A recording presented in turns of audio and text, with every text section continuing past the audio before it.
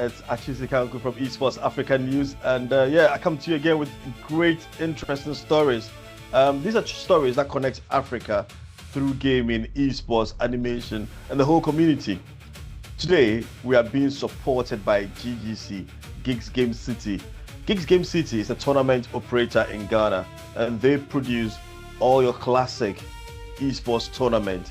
And they have actually worked with Carifest in delivering last year's 2025's Call of Duty Mobile Championship in Ghana. So if you're looking for a partner in esports, you're looking for a partner in activations in Ghana or in West Africa, you can contact GGC and on this website link or on their socials, GGC channel on any of the socials. Right, let's get straight to our conversation today. So without wasting much time, I am with my brother from Nigeria. So I will introduce myself again as Chinedu Kanu. That's That's it. I like great. that.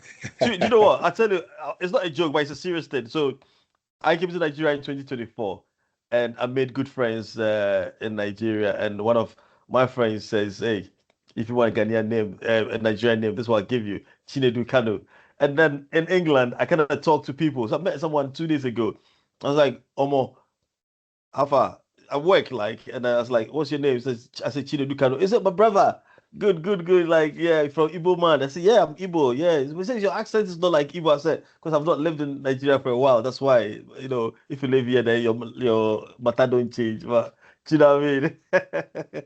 But anyway, it's all about you today. Thanks for making time. And let's focus. First, give us your introduction. Please don't hold back anything. Elaborate on your introduction so we know what you do, and then we can take it from there. Thanks for joining us.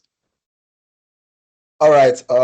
My name is Chike Okonkwo, and I do a lot around business development, marketing, and my career has spanned from technology, digital assets, gaming, and also just figuring out how we can help Africans, gamers, build products that can help solve some of their problems, whether it has to do with payments or whether it has to do with community building. I've been at the intersection of all of that. I've worked with quite a number of companies in the digital asset space, co-founded a company in the gaming space and also in the digital asset space. Currently just working with a Web3 cryptocurrency company also right now. And I think one of the things that fascinates me is the fact that one of the things about me is that I also always like to look for the points where young Africans can leverage technology or opportunities that can just lift them above their current state. And I think I've been able to do a lot of that in some of the work that I've done, working with companies and also just community development in the ecosystem. No, that's great. And I mean, we've been talking behind the scenes and long before this particular interview. And as I said, one of the areas that I find very interesting is the title business development, in gaming, esports tournaments, organizers, esports teams. One of the things from my perspective and from me engaging with a lot of Africans is that we lack that structure, that formalization structure. So business development, we just for do the tournament, for find venue, get some consoles, call people. There's no structure to it. How do you find, or how do you think we can bring that into esports? Making business development a thing in esports, game development, animation, esports teams, esports tournament operators. So I think that's a very, very interesting take. If you look at what happens in the West, they've been able to bring together every component and every part of that makes up the esports industry, from the technology to the creators to scriptwriters to everything. Then they put everything together and it becomes a business. And one of the things we need to also learn from them, especially here in Africa, is that this industry is a business and there's creativity in it, there's fun in it, and there's a whole lot of things.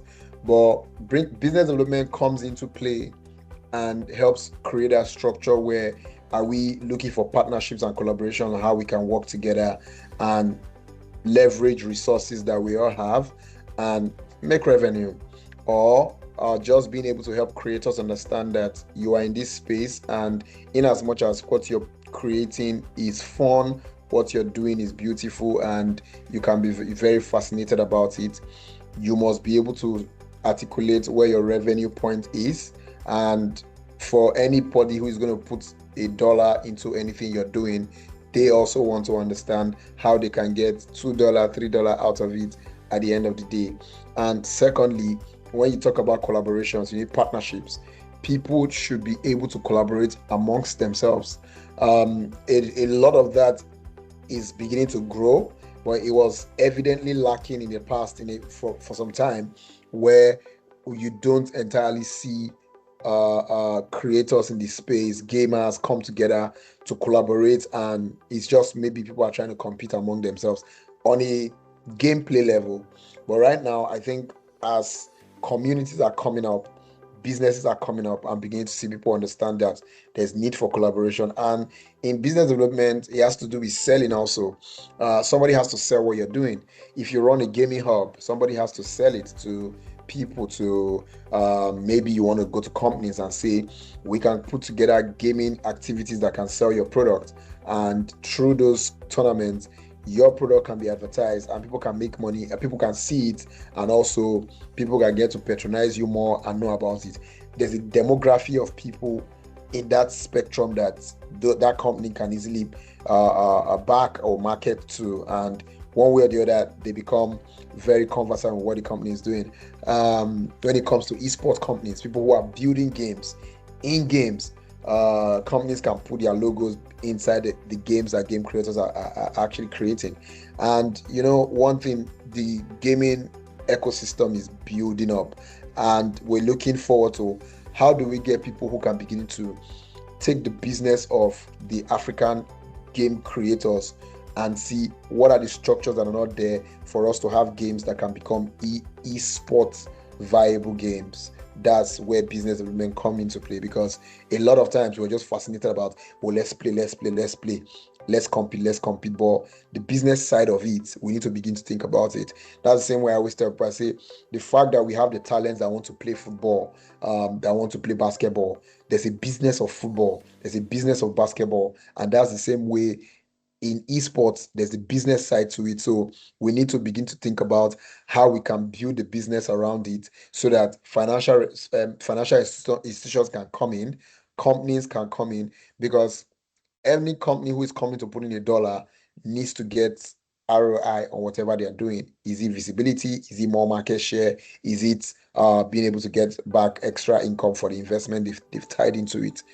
A lot of times we just get fascinated and there's this idea that, oh, the industry is not being supported by other sectors or in Africa, and it's true. But until we're able to categorically discuss the business of gaming here in Africa, animation also is also facing that reality. But we've seen the likes of Iwaju that has been able to break even, and it has now shown people locally here that this is actually something that you should look at. But then again, if they are not seeing the structures and seeing the spreadsheet of how it makes sense to them, they will still be very skeptical. That is like, I'm just listening and trying to make notes here. It's great because I do see a lot of these happening in regards to business development in Africa. But you've said it so eloquently, so smoothly. I think you do it every day, so it's natural. It comes natural to you. But obviously, many of these game tournament operators, team operators, athletes, they're not. They need to learn something or two about it. What are some of the simple things if someone came to you and says, "Look, I'm a team operator. I've got Team Lagos Esports Club." How would you make us understand that these are the 5 things you need to consider in business development?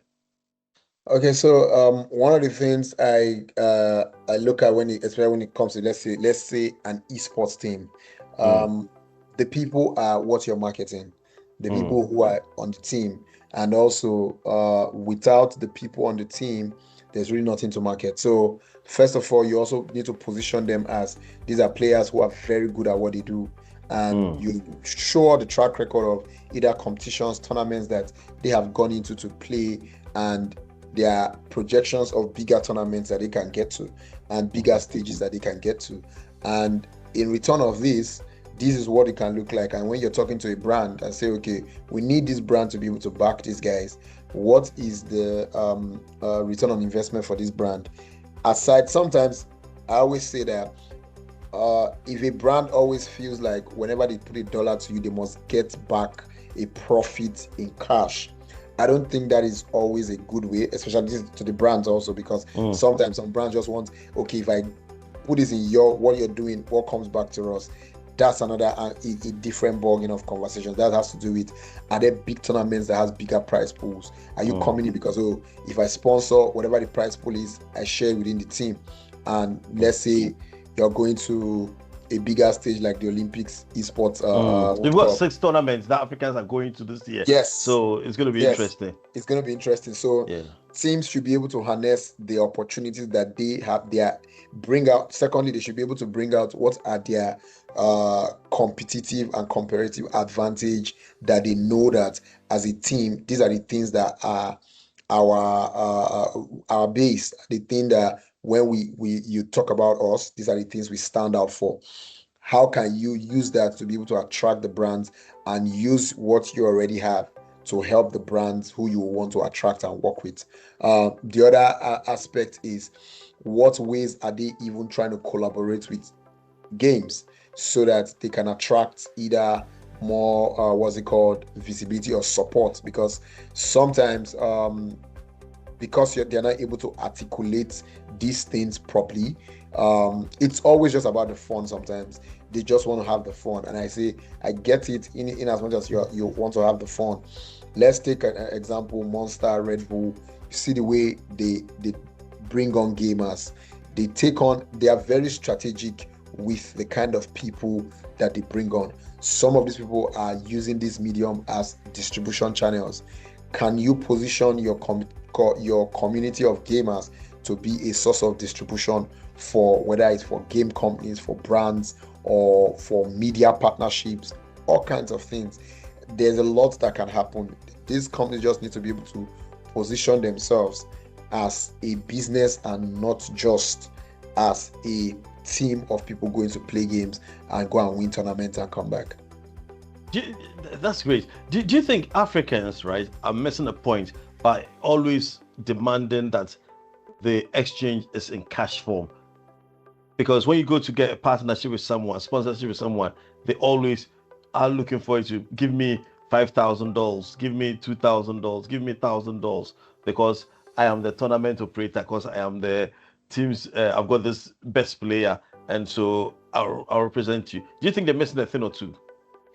So I think sometimes we they always maybe sometimes they always feel like it has to come to them in the cash form. Um, Anything that has to do with any kind of sponsorship, one way or the other, cash might be exchanged for it. But I tell people, I say sometimes you put together a plan and the record of everything that you need, and if you are approaching a brand, you look at what is important to this brand, what is their marketing trajectory, where are they going to, does this suit what I'm trying to do? And if it does, what are the things from A, B, C, D that I can project to them and say, these are the different categories of things that we need. Which of these things can you provide for us, rather than telling them to give you the cash? Because sometimes it is best to get them to have the skin in the game aside just cash, because sometimes when they give you cash, they can demand for a lot. But sometimes when they do a specific thing that they spent the money, they saw where the money went into, so you do not just collect the money and spent it and just came back and, oh, this is what I did. They are going to spend the money and tell them, do this, give them a timeline on when that needs to be done. There are certain ways. At the end of the day, the most important brands that you need cash, things you need cash for to spend, you realize that you are not chasing a lot of cash. Instead, you've gotten some other kind of value from different brands, and at the end of the day, the cash that you now really need, now you now go for the cash. But I know sometimes some people need to be paid, some things need to happen, money needs to be made, and if these things are tailored in a way where there is an extra means of income generation, because we've fallen into the trap of sponsorship is where the revenue is. That's where, until we're able to design a structure where, aside just sponsorship is where businesses or communities or game tournament creators or events, until we're able to define and say, okay, we move away from the sponsorship kind of revenue generation to being able to tie it to other opportunities. And I know it's not very, very easy because, for example, there's still a lot of infrastructure we don't own. Streaming platforms, we don't own them. Technology partnerships, data center partnerships, we don't own most of these things, or even the ones that we own here back in the continent. Many of them are still trying to understand what gaming really is about. So I know that once we can begin to also own those kind of structures, infrastructure, we can now attract some other avenue of revenue generation. That's why I say there are enormous opportunities, but we need investors, we need policymakers, and also we need businesses to come together for us to make sure businesses or community of gamers who are in this ecosystem can have other means and avenues to make money. Oh, that's massive. That's massive. I'm really enjoying this conversation. I want to bring your company as a Gimmick. Tell us a bit about Gimmick and how you are helping build the ecosystem in Lagos, Nigeria, and spreading across West Africa. So tell us a bit more about it, and let's enjoy that as well.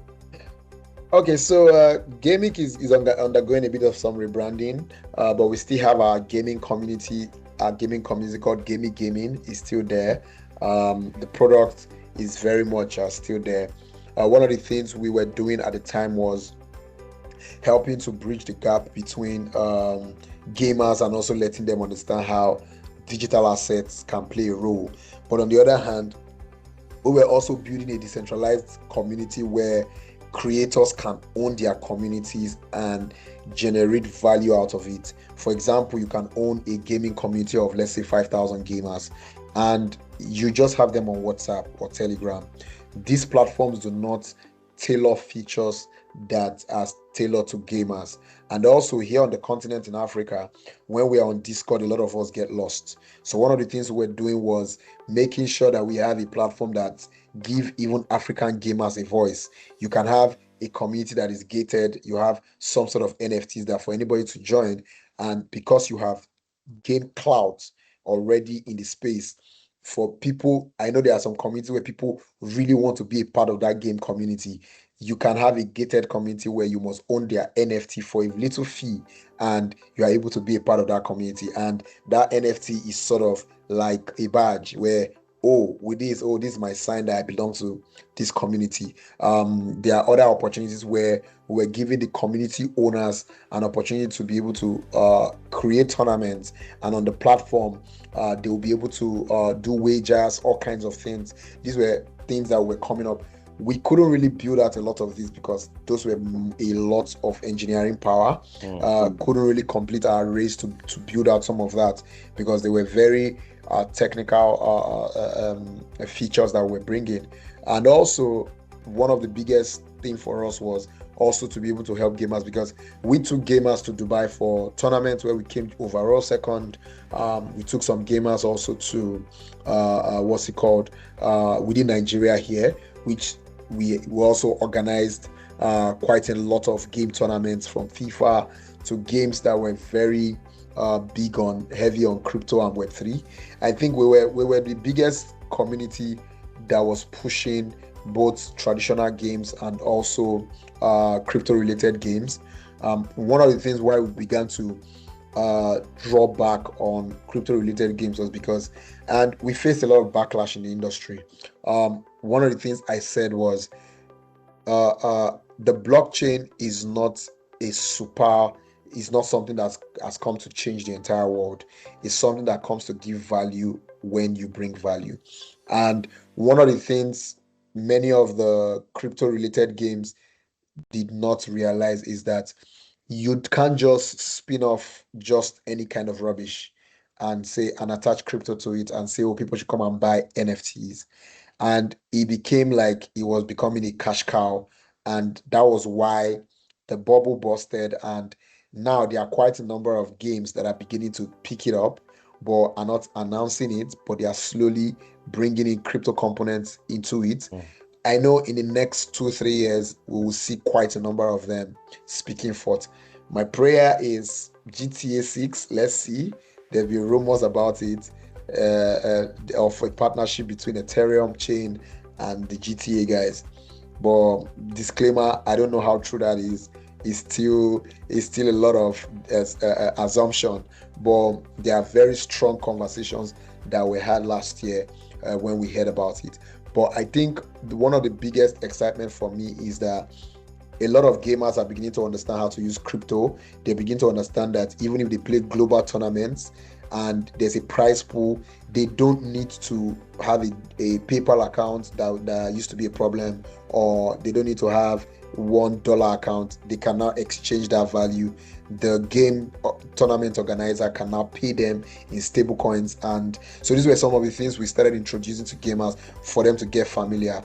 Also, building cards that were crypto enabled for people to buy and pay for CPs and all kinds of things.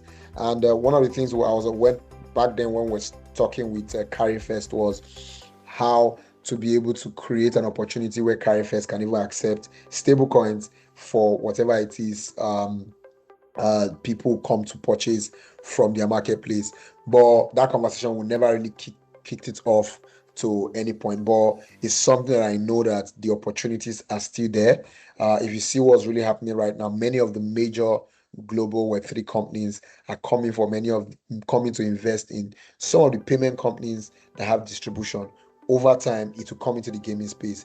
Many people will begin to buy assets, buy CPs or whatever it is, using digital currencies to purchase those things. But the most important thing is that the industry is growing, and in Africa, I'm sure the potentials are very, very large.